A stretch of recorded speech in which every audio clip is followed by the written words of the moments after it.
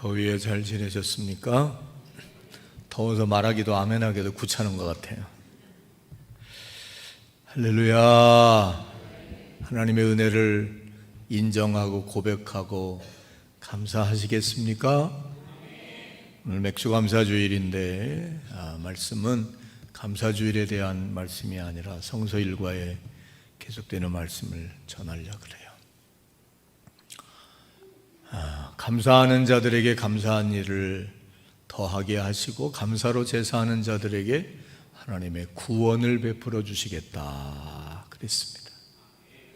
상반기 지나온 것 주의 은혜라고 진심으로 고백할 수 있으시겠습니까? 그렇다면 우리 하나님 앞에 감사와 영광의 박수 합시다. 찬양으로 한번 고백할까요? 아까 내가 은혜 찬양을 부르고 싶었는데 예배 전에 부르셔서 너무 좋았는데 우리 노인들도 잘 알 수 있는 지금까지 지내온 것 주의 크신 은혜라 301장인데 우리 1절 2절 한번 고백하고 감사를 표현해 봅시다. 첫 음만 눌러주세요. 지금까지 지내온 것 주의 크신 은혜라 한이 없는 주의 사 가사를 생각하며 어찌로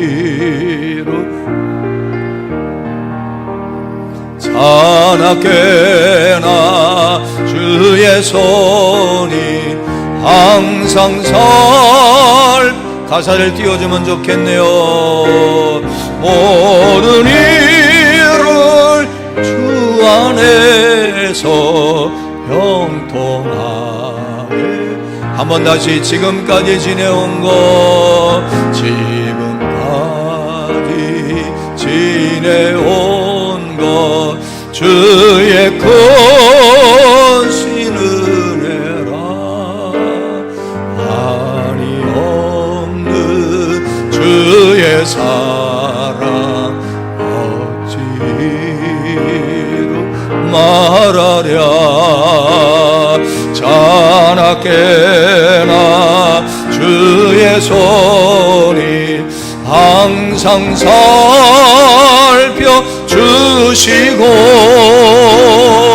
모든 일을 주 안에서 형통하게 몸도 맘도 연약하나 몸도 맘도 연약하 세임받아 살았네 받아 살았네 물 붓듯이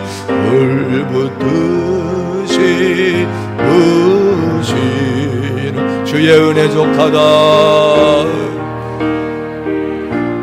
사랑 없는 거리에나 사랑 없는 거리에나 험한 산길 헤맬 때 주의 손을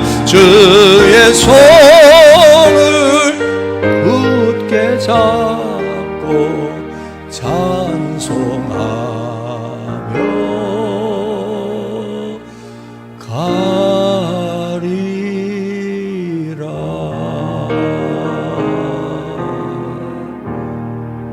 할렐루야. 아멘입니까? 아멘입니까? 아멘으로 영광 돌리고 찬양으로 감사하는 여러분 모두에게 하반기에도 동일한 은혜로 더 큰 은혜로 함께 해주시기를 축원합니다. 원래 맥주감사 추수감사절에는 하나님께 예물 드리고 가족과 친지와 이웃과 지나가는 나그네와도 감사와 기쁨을 서로 나누라 그랬어. 우리 옆에 계신 분들하고도 한번 감사를 고백했으면 좋겠어요. 가족이면 더 좋겠고 아유 이 왼수덩어리 교회 와서도 또 뭐라고 그래야 되나 그러지 말고 이때 웃어야지 내가 민망하잖아.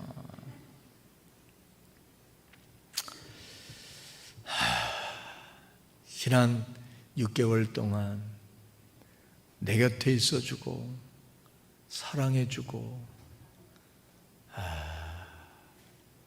도와주고 애껴줘서 고마웠어요. 한번 해봐요.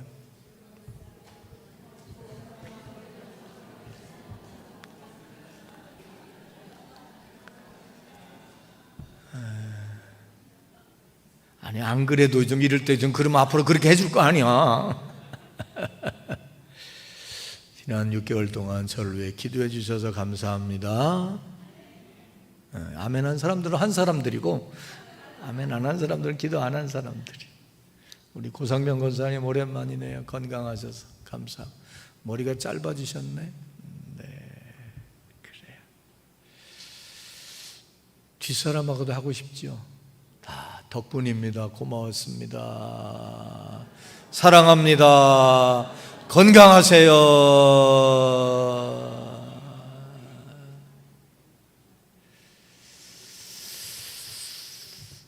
내가 그 적어올 걸. 내가 어디서 보니까 조병화 시인의 내가 꽃피언가 뭐 그런 시가 있더라. 나 하나 꽃피워. 우린 세상을 바라다 볼 때마다 정이 없다, 사랑이 없다, 메마르다, 참 삭막하다, 때로는 참 추하다. 나 혼자 나만 그래봐야 손해 아닌가? 맨날 나만 감사하고 나만 고백하고. 내가 오후 예배 때 지금 핸드폰 갖고 오라면 좋겠네. 내가 메모해놨는데 한번 해봐요. 나 먼저 꽃피어.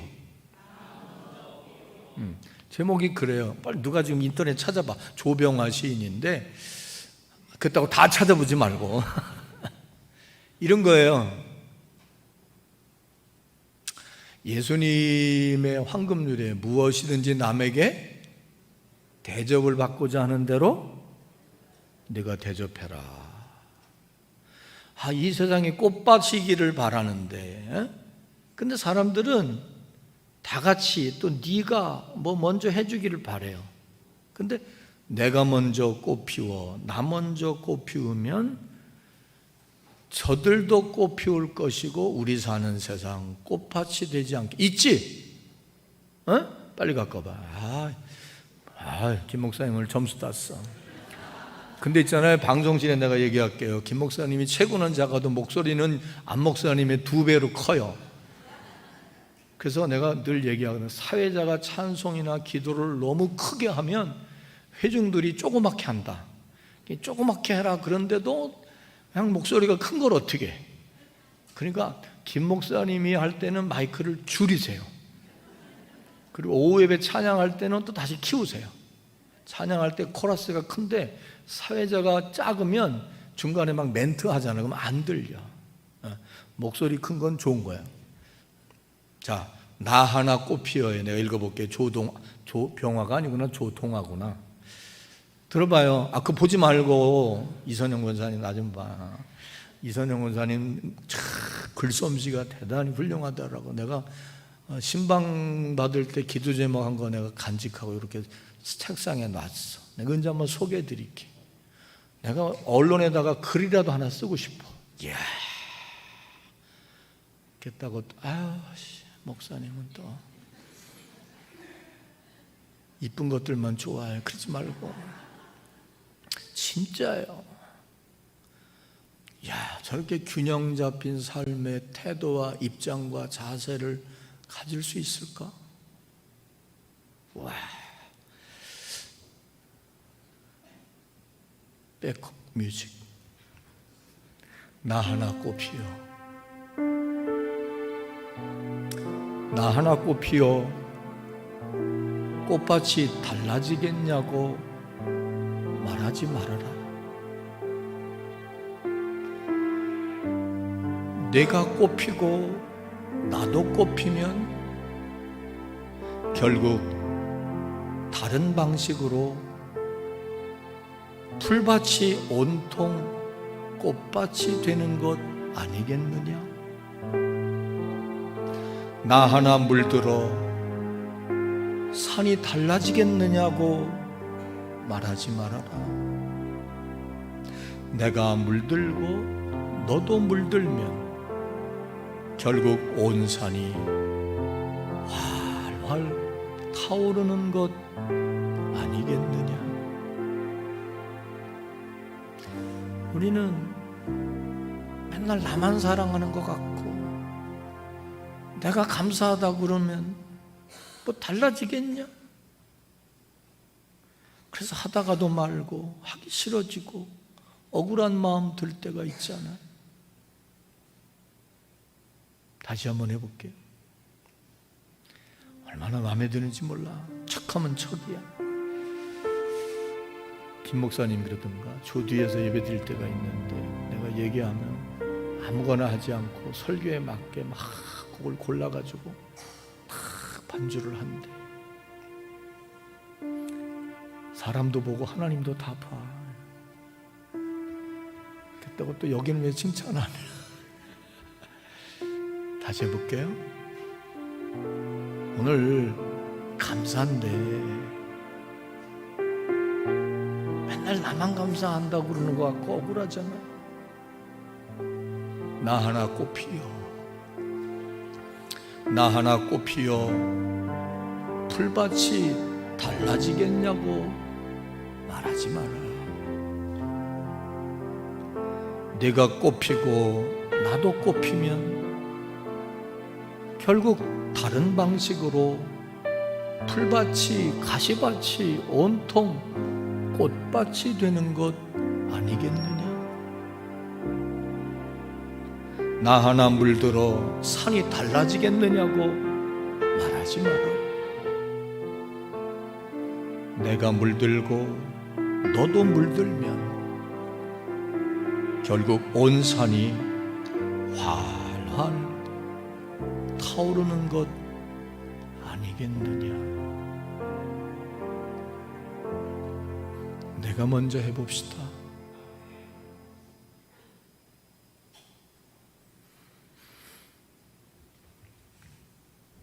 오늘 우리에게 주신 하나님 말씀은 마태복음 10장 42절에서 44절입니다. 자, 우리 한 목소리로 봉독해서 받겠습니다. 시작. 너희를 영접하는 자는 나를 영접하는 것이요 나를 영접하는 자는 나를 보내신 이를 영접하는 것이니라.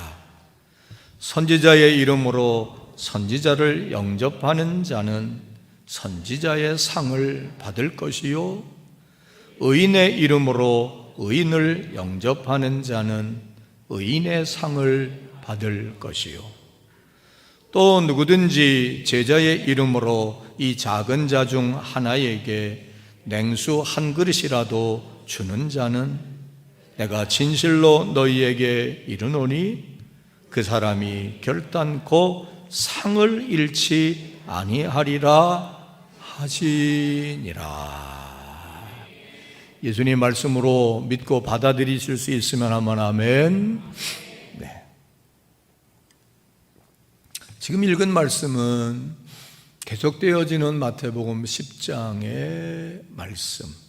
즉 다시 말하면 예수님의 12 제자를 사랑해 주시고 양육해 주시고 가르쳐 주시고 이제 예수님을 대신해서 그리고 예수님의 인류 구원 사역을 계속 이어서 이룩하고 완성하게 하시기 위해서 그들을 사도라 칭하시고 보내실 때에, 제가 지난주에 이야기했지만 우리 아버님이 나를 목회자로 목회 일선에 내 보내실 때에 당부하신 것처럼 제자들에게 당부하신 말씀이 마태복음 10장 전체라 그랬어요. 오늘 여기 이 말씀은 마지막 당부의 말씀입니다. 마지막 말씀입니다. 자, 어떠세요?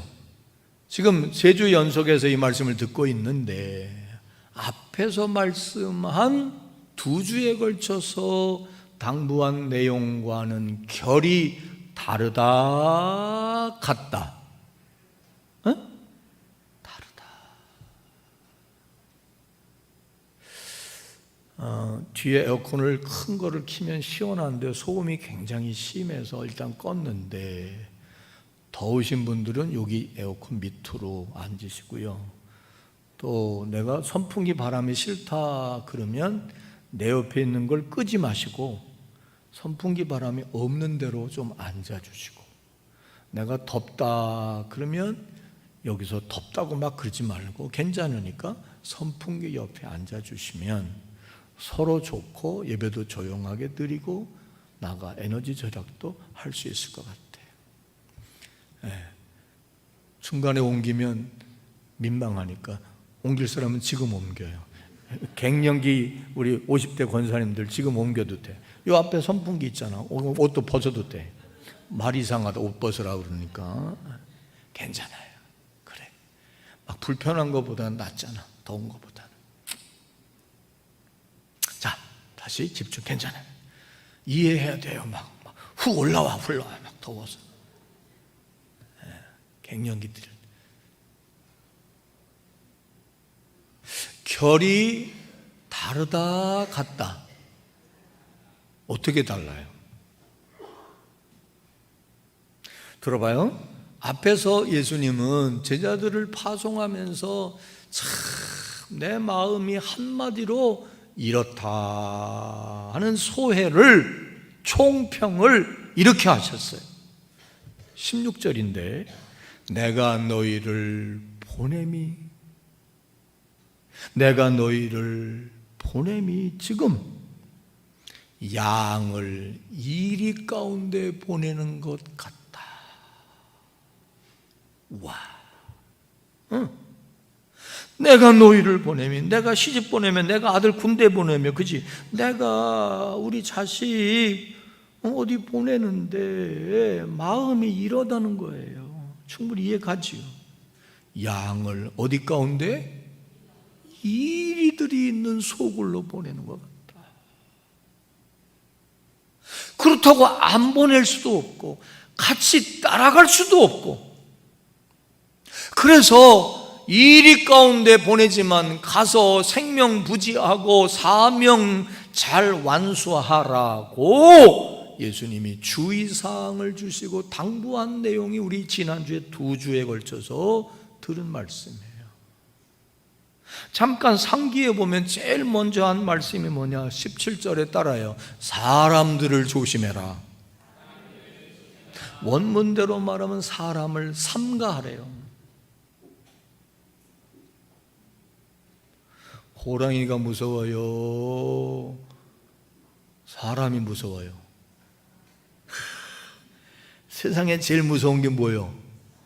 사람이야. 호랑이는 사람이 총 만들어서 쏘면 돼.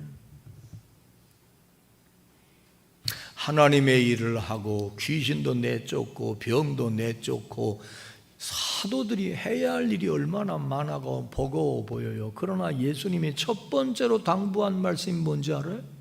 사람 조심해. 의미가 있어요. 인생이 어려운 거는 인간관계 때문에 어렵고, 인생이 또 어려운 것은 일이 너무 버거워서 어려운 거예요. 행복과 불행의 최고의 관건이 뭘까요? 인간관계예요. 목회도요, 하나님의 일을 하고 하나님의 목회를 하는 거지만 사람을 상대로 하고 사람과 더불어 하기 때문에 설교하는 게 어려운 게 아니에요. 그것도 어려워요. 사람 상대하고 사람 관계하고 사람과 소통하고 사람을 이해하고, 그래서 요즘에는 신학대학에서 인간에 대한 학문인 인문학을 꼭 가르치게 돼 있어요. 하나님에 대한 것만 배워서는 안 된다. 사람들이 너희를 공회에 넘겨줄 것이고 그들이 회당에서 채찍질할 거다. 그러니까 아무에게나 혹은 사람을 생각할 때 다 널 받아줄 거라고 생각하지 마라. 그런 뜻도 내포되어 있겠지요. 또 뭐라고 그러셨어요? 바로 지난주의 말씀이지요. 복음을 전하고 주의 뜻대로 살고 말씀대로 살고 믿음을 따라 사노라 치면 가족들하고도 불화할 수 있다. 단절될 수 있다. 공감하시면 한번 아멘 해볼까요? 그렇잖아요. 나아가 죽음 앞에 설 수도 있다. 한마디로 말하면 복음을 전하러 가는 너희들이 이제 많은 곳에서 많은 사람들 앞에 한마디로 말하면 고난 겪고 어려움 당하고 특별히 배척당할 거라 하는 말씀이었어요. 뭐 당한다고? 이거 중요한 개념이고 단어예요. 배척당할 거란 말이에요. 아니 그러더니 마지막에는 혹은 좀 다르게 오늘 이 말씀을 하는 거네. 결론적으로 말하면 배척과는 정반대되는 것을 너희들이 당할 거다, 받을 거다는 거예요. 다 같이 뭐 받을 거다? 영자로 시작해. 뭐 받을 거다? 아니, 난 다른 교회 와서 오늘 설교하는 것 같으네. 너희들이 배척만 받을 게 아니라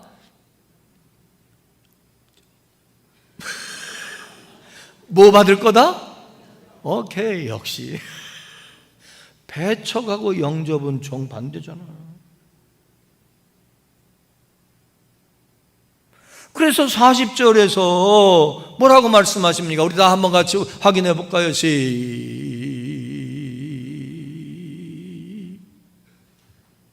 내가 해야지. 너희를 영접하는 자는 나를 영접하는 것이요 나를 영접하는 자는 나를 보내신 이를 영접하는 것이니라. 아니 그동안에는 계속해서 가족에게 배척당하고 민족에게 배척당하고 동포에게 배척당하고 죽임도 당할 거라 그러더니 난데없이 너희를 영접하는 자들이 있을 거다. 좋아요, 안 좋아요? 아니 남이 영접받는다 그러니까 벌써 좋아, 안 좋아? 좋잖아요. 내가 지난주에 3부 때 얘기했나 몰라요. 우리 아버지가 내가 목회 시작할 때 아버지 2번만 죽었다 맨날 아버지 얘기하겠다 그랬는데,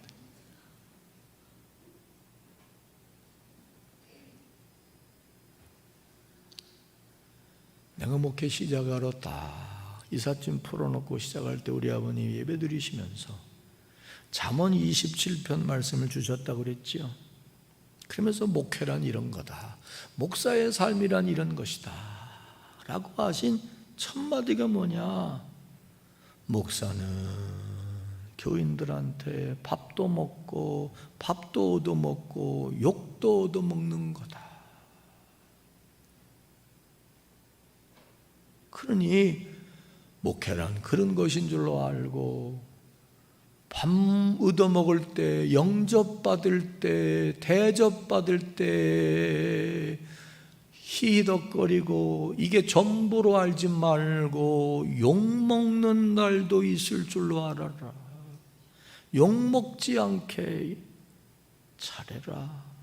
반대로 목회가 힘들고 어렵고 괴로운 여정이고 십자가의 길이고 사명 없이는 못 가는 길이지만 너를 환대하고 환영하고 인정하고 사랑해주는 사람만 있는 게 아니라 너를 욕할 사람들도 있을 거다. 그러니 그때마다 그런 것이다. 그때마다 예수님 생각하고, 그 말은 안 했어요. 네 아버지도 한평생 그렇게 목회했으니까 인생이 그런 것이다 하듯이, 부모로 사는 게 그런 것이다 하듯이, 난 요즘에 앱이란 노래가 있어요. 앱이 아버지란 노래가 있거든. 그것도 이따 찾아봐. 애비로 사는 거, 아버지로 사는 거, 여러분 엄마만 힘든 거 아닙니다. 애비로 인생을 사는 게, 가장으로 인생을 사는 게 얼마나 무거운 짐인지 아세요? 근데 그럴 때마다 우리 아버지도 애비로 이렇게 살았겠지.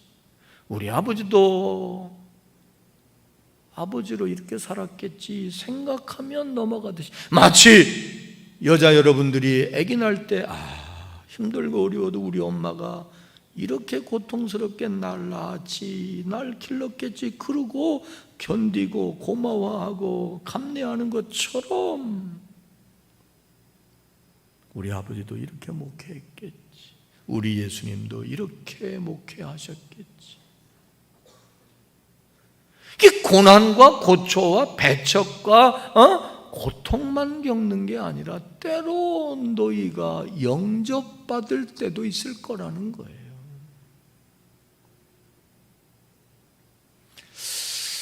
예수님은 이 말씀을 왜 하셨을까? 팩트니까. 마치 여러분이 나를 사랑해주고 나를 영접해주고, 루디아라고 하는 여자는 바울을 얼마나 잘 도왔어요, 목회. 자기 전 재산을 들여서 교회를 개척하고 돌보고 바울을 후원하고. 아마 예수님 이런 마음이었을 거예요. 그들이 인간이고 연약한 존재인 걸 알기에 배척당하고 고난당하고 고초당할 거다라고만 얘기만 하면 나 못해요, 때려칠까 봐, 너무 주눅들까 봐, 너무 힘들어서 포기할까 봐 위로하고 용기를 주시려고. 어디 그럴 것 같지요? 위로하고 용기를 주시려고. 이런 모습이요, 마태복음에 또 한 번 나와요. 내가 여기 10장 설교할 때 맨 처음 이런 얘기 했을 거예요. 예수님이 사도로 보내면서 반드시 어디로만 가라고 그랬지요? 유대 땅으로 잃어버린 자들에게만 가라고 그랬다고 그랬어요. 예수님은 땅 끝까지 가라고 그랬는데 그 말씀이 마태복음 맨 마지막 28장 18절에서 20절입니다. 너는 가서 모든 민족을 제자 삼고 아버지와 아들과 성령의 이름으로 세례를 주고 내가 너희에게 분부한 모든 걸 가르쳐 지키게 하라. 아니, 유대 땅에만 가라더니 유대인들에게만 전하라더니 이제는 모든 민족에게 전하래. 얼마나 어려워, 얼마나 버겁겠어. 못해요 그럴까봐 그랬는지 예수님이 그때 그들에게 오늘 말씀과 비슷한 맥락의 말씀을 하셨습니다. 그게 뭔지 아세요?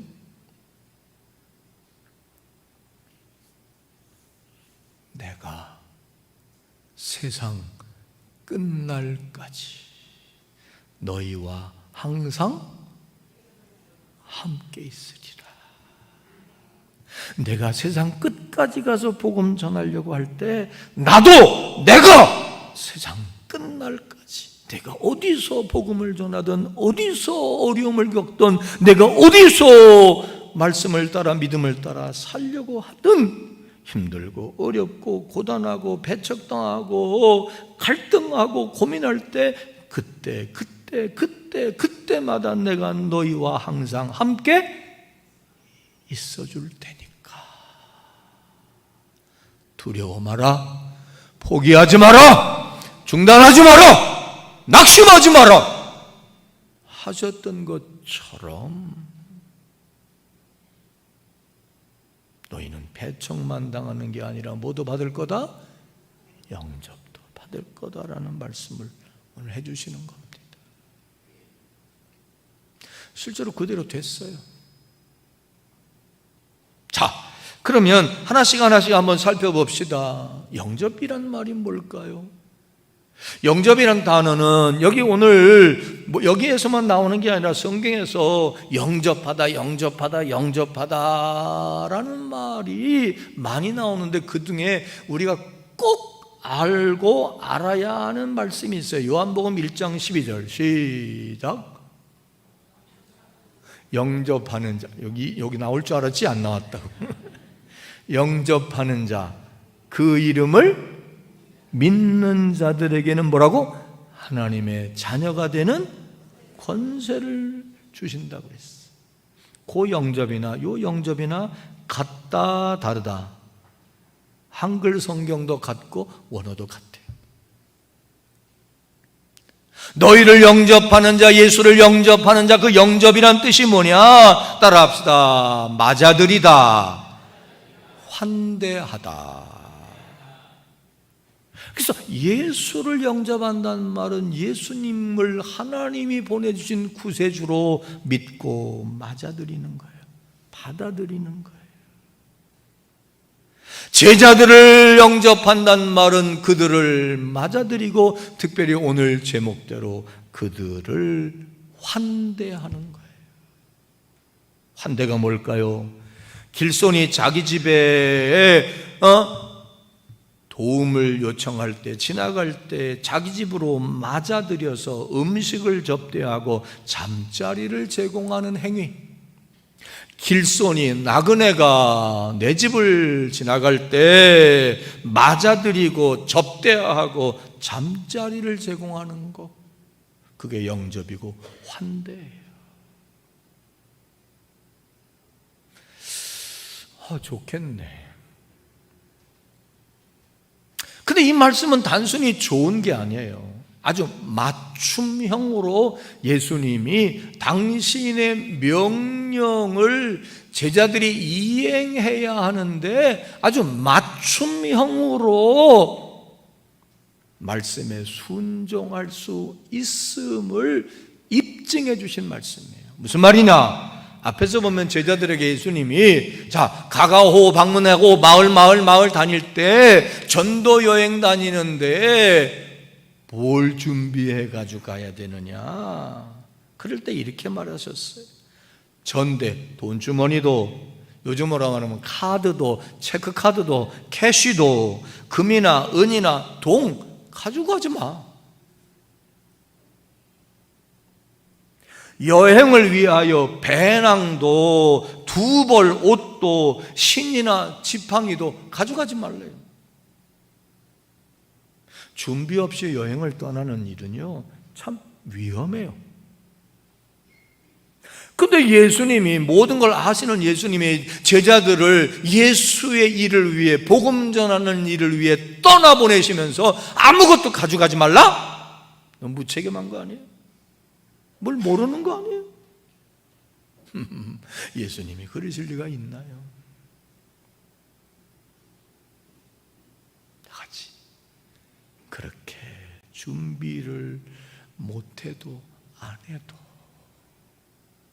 하나님께서 너희들을 영접하여 환대해 줄 자들이 있게 해 주실 것이다.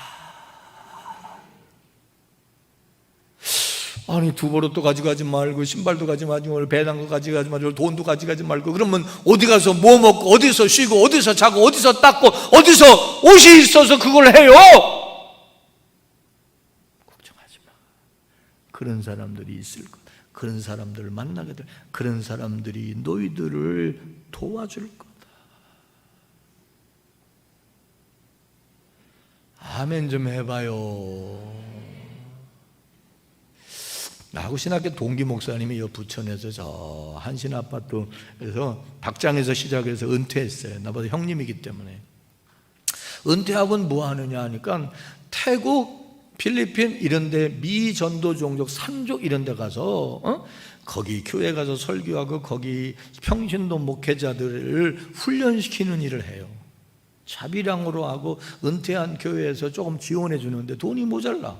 근데 지난번 장례 때 와가지고, 아니 가만히 보니까 평소에 목회할 때보다 신수가 훤해. 그랬더니 뭐 봉투에다가 뭘 하나씩, 우리 동기들 꽤 많이 왔거든요. 하나씩 다 줘. 받아보니까 자기 강의안을 준 거야. 근데 내가 볼 때는 이거는 그 사람들한테는 대단히 중요하고 아주 새로운 지식이면 난 다 아는 거야. 그래서 속으로 별걸 다 주네, 우리를 어떻게 알고. 근데 그건 농담이고 간증을 하는 거예요. 내가 복음을 전하고 주의 일을 하려고 하니까 뭐라는지 알아요? 비행기 타고 가는데 비행기 타고 가는데 옆 사람이 어디 가십니까? 얘기할 거 아니에요. 그러더니 주머니 털어가지고 이게 전보라고 목사님 쓰시라고.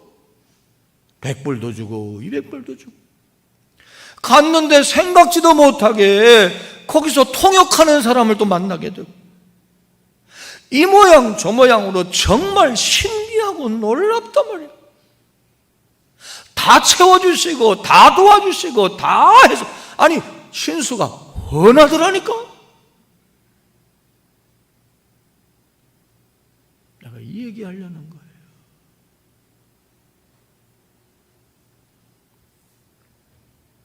제자들에게도 지금 그 얘기하는 거예요.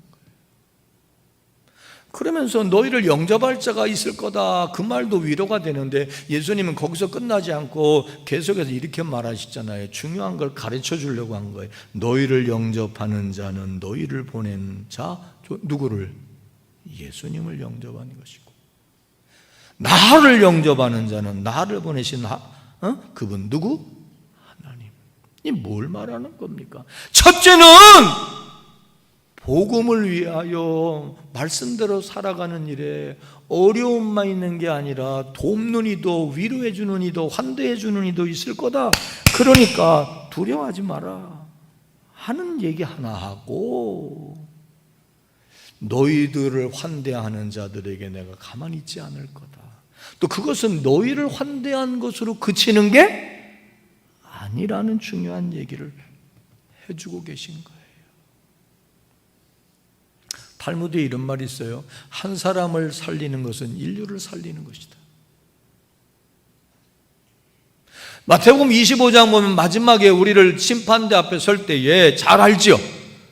너는 나를 잘 섬기고 대접했으니 창세전부터 예비한 나라 하나님 나라를 상속하라. 오른편 양의 편에 선 자들에게는 부르신다고 그랬어요. 그때 사람들이 언제 내가 예수님을 대접했어요? 예수님이 나한테 목마르다 배고프다 밥 달라 옷 달라 옥에 갇힌 도 없는데 내가 언제 예수님에게 밥도 주고 옷도 주고 물도 주고 예수님 아플 때 내가 언제 돌아봤고 감옥에 계실 때 언제 내가 면회 간 적 있나요? 그때 예수님 뭐라고 그랬죠?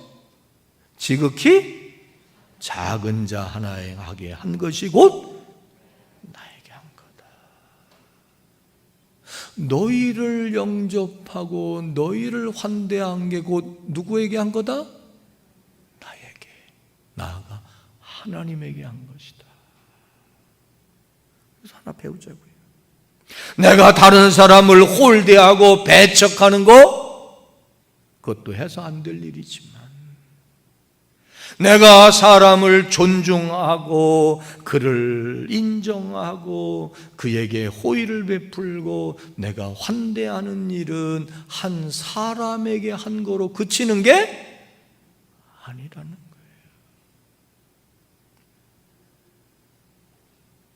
하나님 예수님은 그것을 내게 한 거라고,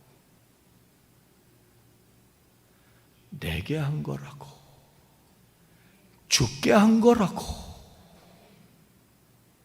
인정해 주시고 기억해 주신다 하는 사실입니다. 몰라서 하면 안 하는 거요, 당황스러워서 안 하는 거요, 안 하려고 안 하는 거요. 내가 사람에게 하는 거, 내가 여기 사실 제자들이라고 하는 건 별 볼일 없어요. 당신은요 맨날 핍박만 받는 거야. 지금으로 말하면 사회적 약자예요. 그들을 환대하고 그들을 돌보고 그들을 도와주는 일은 곧 주님을 환대하는 것이 되는 거다. 깨달읍시다. 깨달읍시다. 아십시다. 믿읍시다.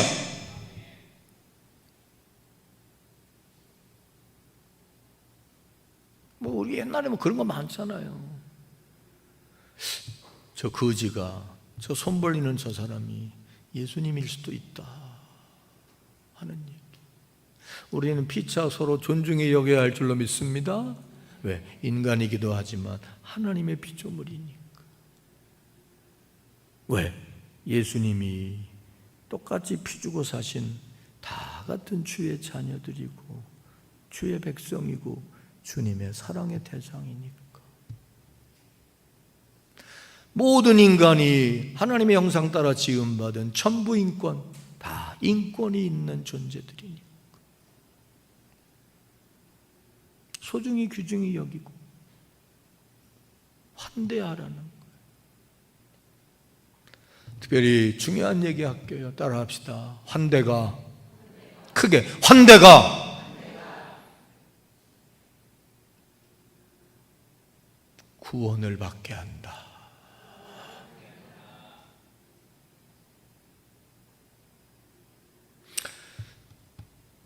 봐봐요. 예수님을 영접하면, 그죠? 받아들이고 맞아들이면 하나님의 자녀가 되는 권세를 얻죠. 근데 예수님이 지금 여기 오시지 않았잖아요. 여기 계시지 않잖아요. 예수님의 일을 하는, 예수님의 보냄을 받은 다 예수 믿는 사람들, 그들을 환대하는 게 예수를 환대하고 영접하는 것이고, 영접하는 자에게는, 그죠? 하나님의 자녀가 되는 권세를 주신다. 예수 영접하면 인생 구원 받듯이. 아브라함 생각해 봐요. 아브라함은 아들이 없어서 가정에 늘 문제가 있었어요. 그죠? 그의 인생의 문제, 그의 인생의 최고의 숙제는 적자 아들을 얻는 거였다고요. 근데 하나님이 그걸 하시고 75세에 아들 주겠다고 하더니 100세에 결국 주셨어요. 25년 기다려. 근데 그 소원, 그 바람, 그 약속이 언제 이루어졌는지 아세요? 어느 날 지나가는 나그네 길손이 자기 앞을 지나갈 때 들어오세요. 목마르죠. 불 주고 덥죠. 부지 중에 나그네 대접하다가 누구 대접한 것 됐어요? 천사를 대접한 것 되어서 그 천사가 오늘 이 집에 애기 있을 거라고 그랬어요. 인생 구원. 뭐 흥부가 그죠? 떨어진 제비 발목아지, 그지? 다 해가지고 해서 박심으로다가, 그지? 그거 무슨 옛날 동화에 나오는 얘기 아니라 적선지가의 필유경이라고, 내가 선을 쌓으면, 내가 덕을 쌓으면, 내가 남에게 호의를 베풀고 사람들에게 사랑을 베풀면 그게 곧 그 사람에게 한 거로 끝나는 게 아니라 하나님께 한 게 되고, 하나님이 그것을 보시고 인생의 구원을 베풀어 주신다. 호의가 호의가 아니죠. 환대가, 영접이 영혼 구원, 인생 구원을 받게 해주신다는 거예요. 아멘 좀 합시다. 솔직히 지금 이 시대에는요, 이 말씀이 어필되기 어려워요. 왜? 나 살기도 힘든데. 요새 젊은이들이 우리 세대하고 다르잖아요. 그걸 내가 어느 드라마에서, 이거 얘기하면 길어. 내가 그거 꼭 보라고 여러분에게 언젠가 나한테 얘기할게. 드라마에서 아버지하고 사위짜리가 얘기하는 거예요. 왜 요새 애들은 그런지 모르겠다. 아버님 시대에는 성장 시대를 살았대. 열심히 노력하면 다 되는 시대였어요. 지금은 성장 시대가 아니라 버텨야 하는 시대라는 거죠. 개념 자체가 다르대.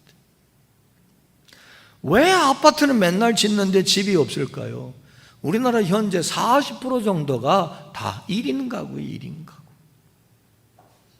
엄마 아버지 떠나서 아들 독립하고 딸 독립하고, 그지? 그러니까 다 1인 가구가 40%. 1인 가구의 특징이 뭐냐? 혼자 밥 먹고 혼자 살고 혼자 지내는 거예요. 아버님 집 정리하면서 그릇이 있는 거 내가 다 버리라고 그랬어요. 우리 집 사람이 그래도 좀 갖고 오긴 뭘 갖고 와? 집에서 뭐 해먹어? 명절도 생일 파티도 안 해 이제. 그래서 우리 집이 그러지 않길 바라지만 이제 부모님 다 돌아가셨어. 그러면 대개 명절에는 안 모여요. 부모 있을 때나 모이지. 명절에는 각각 누구끼리 모여? 자기 집 아들, 딸, 손주, 며느리씩 다 모여요. 주말에 뭐해? 밥해 먹어요? 식당 가 먹어요? 명절날도 문 여는 식당이 많아요. 생일에 집에서 밥해 먹어요? 안 해. 다 식당 가서 먹어. 괜히 언젠가 쓰겠지 그러지 말고 다 버려. 바자회 내놔. 다 버려. 다 버려. 그래도 코렐만은 갖고 오고 싶다. 그래 그럼. 나 하나 버티기도 힘든 세상이야. 그래서 남에게 신경 쓰고 남에게 호의를 베풀고 남에게 베푸는 거 이거 참 쉽지 않습니다, 솔직히. 그렇다고 해서 이 귀한 것을 도외시하지 맙시다. 내가 말했잖아요, 아까. 나 혼자 꽃피워. 내가 먼저 꽃피워. 내가 먼저 불태워. 내가 먼저 사랑해.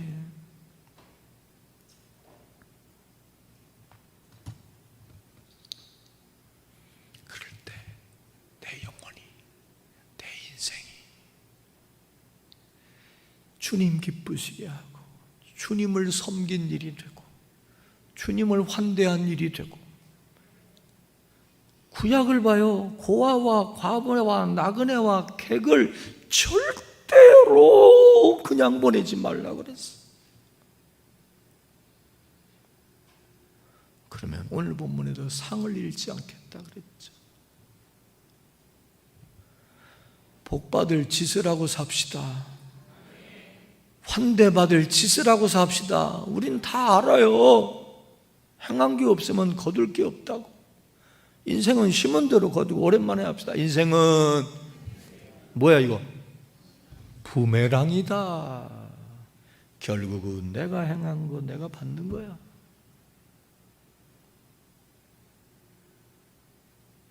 환대하는 일은 내가 구원받는 일이다. 내가 사람을 환대하는 일은 주님 환대하는 것이 될 수 있다. 두 번째 말씀도 비슷한 맥락의 말씀을 해주십니다. 41절 다 같이 확인해 봅시다. 시작. 선지자의 이름으로 선지자를 영접하는 자는 선지자의 상을 받을 것이요 의인의 이름으로 의인을 영접하는 자는. 자, 여기 봐요. 여기서 선지자라는 말은 구약의 선지자를 의미하는 게 아니에요. 예수님이 이렇게 말했어요. 천국이 가까이 왔느니라 라고 전하라고 그랬잖아. 이건 사실 예수님이 하나님의 보냄을 받아 와서 하신 주된 메시지입니다. 그래서 마가복음, 누가복음, 요한복음에서는 하나님의 나라라고 그랬는데 마태복음에서는 천국으로 표현했다고 그랬죠. 같은 말이라고 그랬지. 왜 그러면 마태복음은 하나님 나라라고 그러지 않고 천국이라고 그랬을까? 마태복음은 유대인들에게 전하는 복음인데 유대인들은 하나님의 하자도 입에 올리는 것을 두려워했어요. 하나님의 나라, 어떻게 그런 말을 해? 그래서 천국 이렇게 달리 표현한 거예요. 예수님이 이 땅에 오신 목적도 천국이 있다는 걸 알려주고 천국에 갈 수 있게 해주기 위해 하나님 나라가 이 땅에 이루어지고 하나님 나라를 경험하고 하나님 나라로 가게 하기 위해 예수 믿게 하시는 걸 믿으면 아멘. 그걸 미리 알아서 감동을 따라 보냄을 받아 전하는 게 선지자예요. 제자가 사도이기도 하지만 선지자예요. 그래서 너희들이 선지자의 이름으로 가는 거야. 그런데 너희들을 보고 선지자의 이름으로 선지자를 영접하는 자는 선지자의 상을 받을 거다라는 걸 알려주시고 일깨워 주셨는데, 자 이거 봐요. 그러면 선지자의 이름으로라는 말이 무슨 뜻일까요? 이 말을 가지고 이렇게 해석하는 목사님들도 있어요. 장로님, 권사님 어려움이 있을 때 누구 도와줄 때 당신 이름으로 하지 말고 목사님 이름으로 좀 해. 교회 이름으로 해. 그러면 목사가 폼나고 교회가 덕스럽잖아. 뭐 그것도 나쁘지는 않을지 모르지만 이 말씀을 빌어서 그렇게 요구하고 가르치는 경우도 있거든요. 근데 그것은 원문에 충실한 게 아니에요.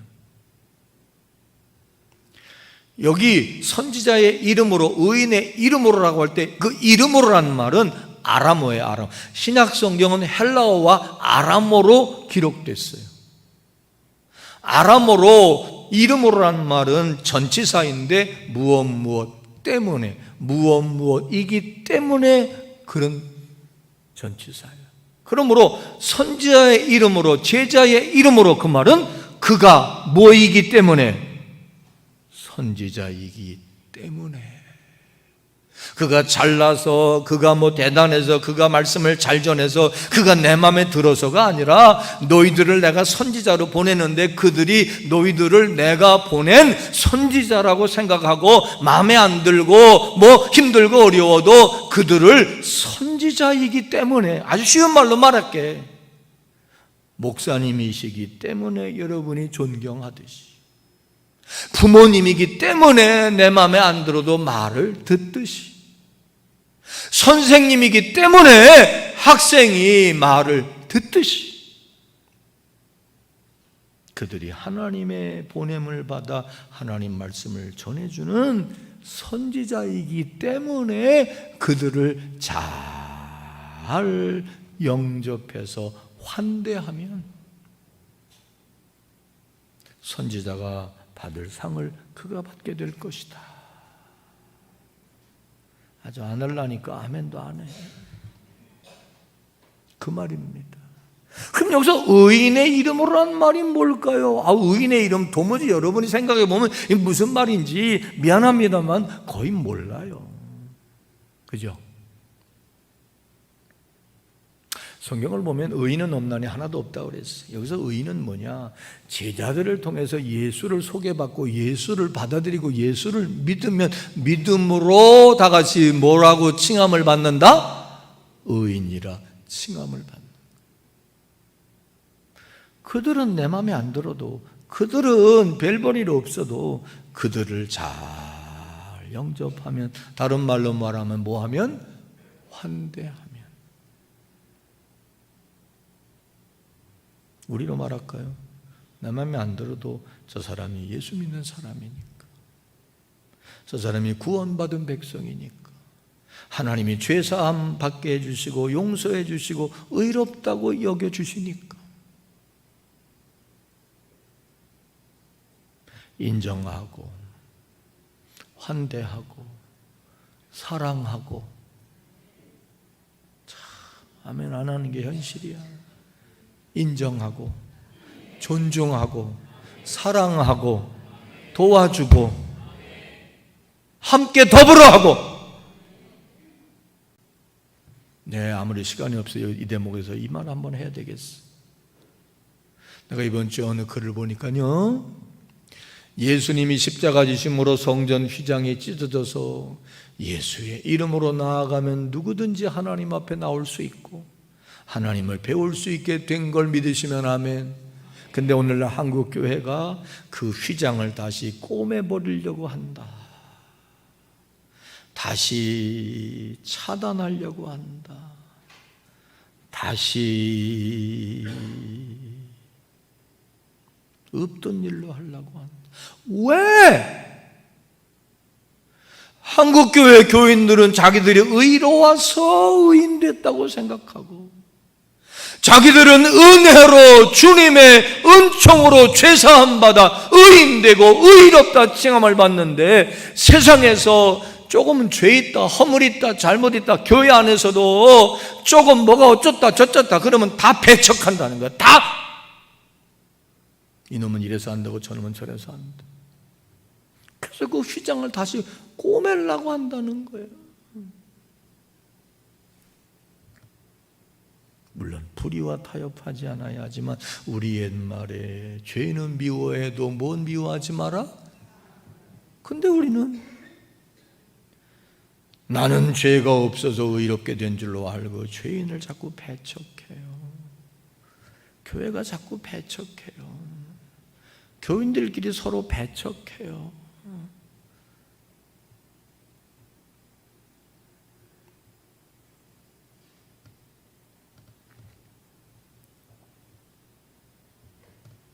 그거 아니잖아요. 성령은 하나 되게 하시는 걸 믿으면 아멘. 마귀는 분열시키고 갈라지게 하고 서로 자기들이 서로 상대방의 죄를 자꾸 참소해요. 들추원해 자꾸. 그래서 자꾸 갈라치기를 해요. 한번 물어볼게요. 예수님이 의인을 부르러 오셨어요? 죄인을 부르러 오셨어요? 그렇다면 세상에서 좀 죄가 있다고 그러고 온전하지 못하다고 그러도 교회는 받아줘야 되지 않아요?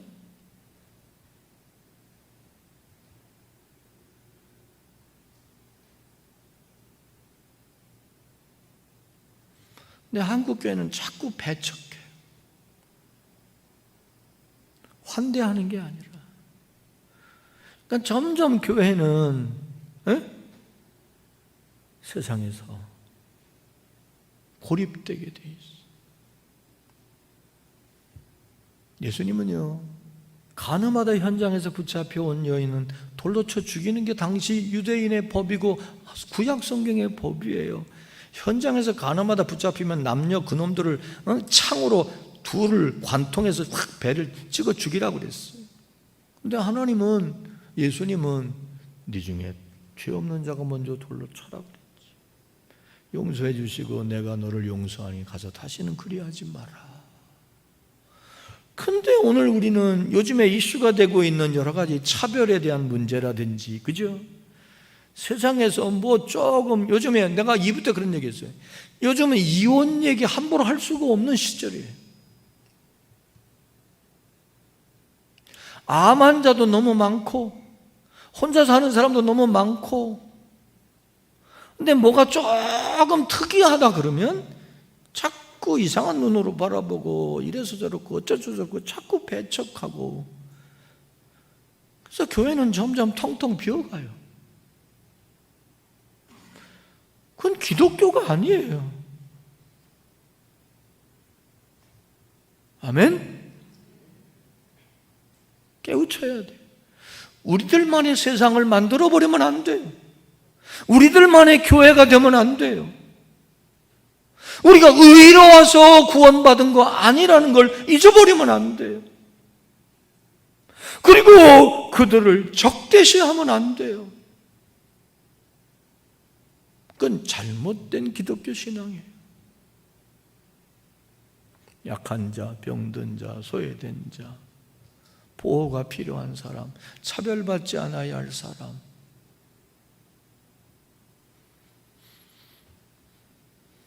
죄 있는 자들은 다 오라, 다 오라, 다 오라 그랬는데 니들은 오지마, 오지마, 오지마 그리고 환대가 아닌 적대시하는 게 오늘날 한국교회가 돼버렸다.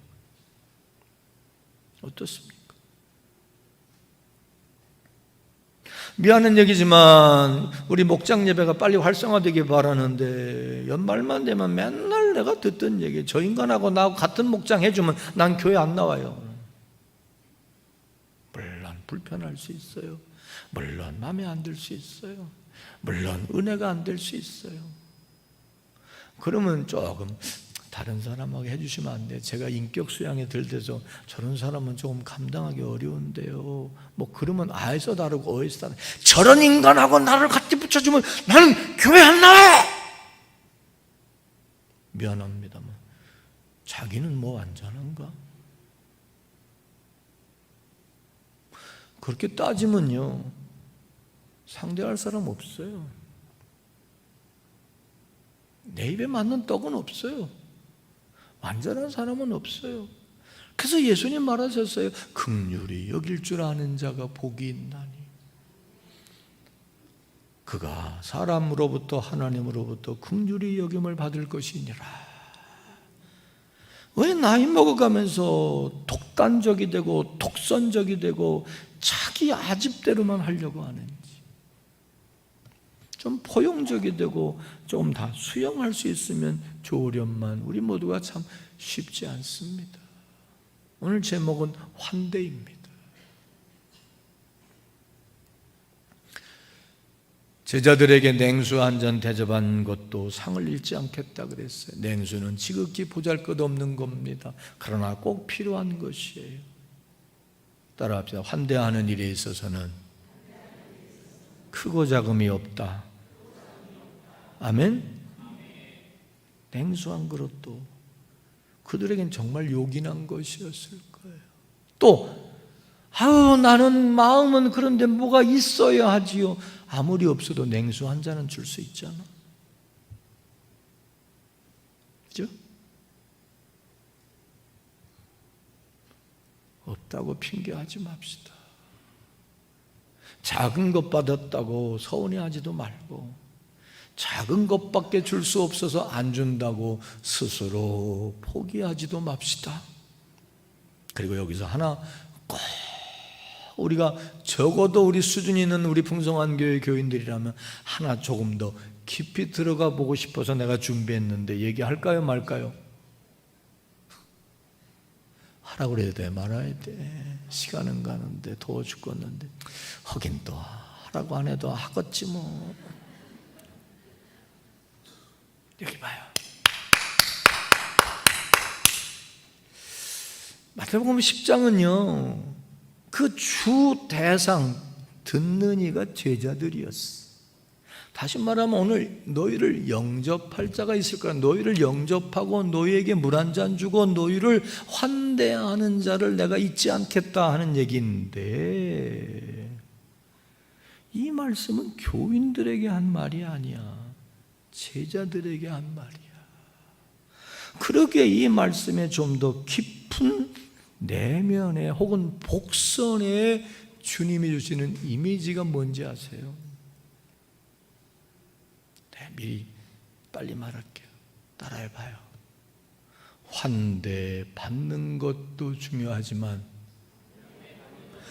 환대 받을 수도 있지만 환대 받을 만한 자가 되라. 환대가 필요한 사람들이 되라